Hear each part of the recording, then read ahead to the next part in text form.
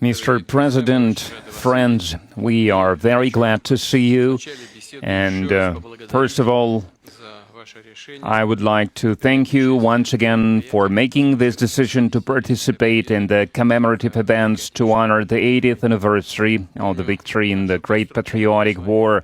I remember our constructive and useful conversation back in 2023 when you visited our country for the first time to participate in the Russia-Africa Summit in St. Petersburg. This time, your visit to Russia to celebrate the 80th anniversary of the victory is a great symbol, and it reflects the friendly character of relations between Burkina Faso and Russia. And I would like to mention your contribution, your country's contribution to defeating German Nazism and its allies. Some 30,000 Burkinabe fought with the anti-Hitler coalition forces under the guidance, under the leadership of legendary Frenchman Charles de Gaulle. And now we are united by our joint goal to fight against terrorism and extremism, and we will continue to support the Republic and restoring constitutional and lawful order, to fight against unlawful factions that are still operating in some parts of Burkina Faso. In recent years, we have accomplished great progress in mutually beneficial cooperation in various fields. In the end of 2023, after more than 30 years of hiatus, the embassy of Russia in Ouagadougou was turned operational again. And the economic operation is also important, even if trade is modest. It's growing, which is a good trend, and we need to preserve it.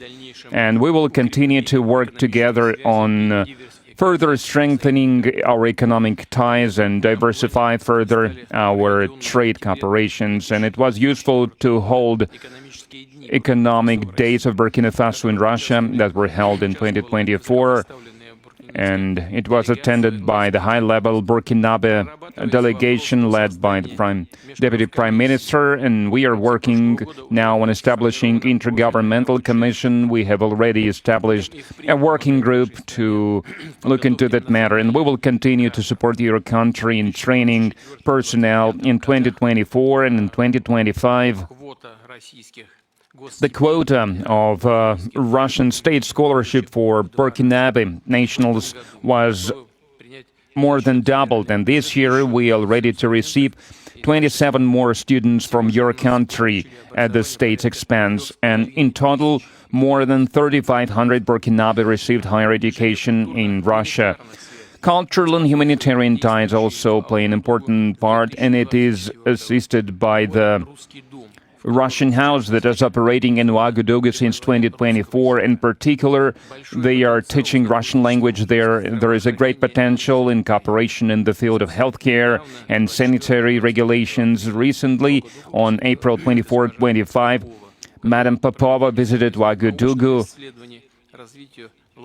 and discussed the development of scientific and research infrastructure and training of personnel. We also prioritize humanitarian support for Burkina Faso. Last year, we allocated 25,000 tons of wheat free of charge, and this month we are going to send a large supply of other food products to Ouagadougou. We appreciate the support from Burkina Faso and many international platforms, including the UN and other multilateral platforms. A useful format of cooperation is the consultations between Russia and Sahel States Confederation April this year, such a session was held in Moscow with foreign ministers. There are good prospects in many areas, and we will have a chance to discuss some of them today. Thank you for your attention. Thank you very much. Congratulations, Mr. President. I hope I pronounced my felicitation properly. For me, it was an honor to be part of these commemorative events devoted to the great victory anniversary, and I would like to thank you for inviting us. It was a great honor for us. And I need to say that during this visit, I learned a lot. I learned a lot about culture, about history, that laid the foundation of the resistance of the Russian people, of its struggle. I learned of sacrifices your people made, and due to these sacrifices, we are free now. And I would like to thank you once again for this invitation, and this meeting allows us to think about what's happening in the world today and to think about the prospects as well. The obstacles that we can see today must not stop us. These obstacles, in some way, they are even an advantage, because despite all the sanctions that were imposed on the Russian Federation by many states, Russia is still holding the leading position internationally, and we understand this. We understand how difficult it is.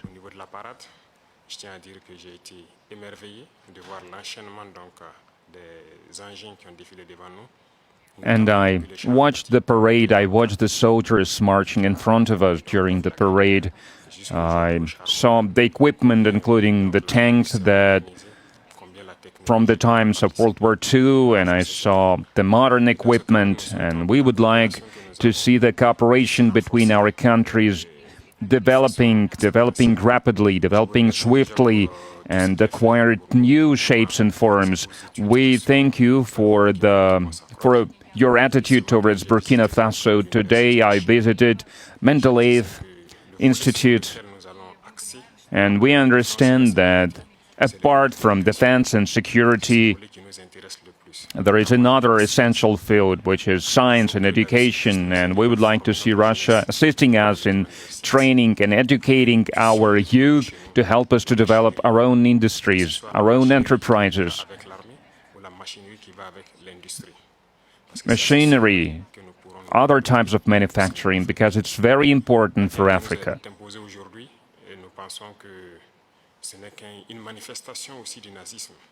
We believe that terrorism that we can see today is a legacy of imperialism, and that's something that we fight against.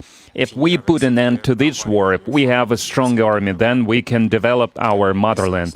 This is why we continue to fight. That is why we have this struggle. That's why it's important to train personnel, to educate people.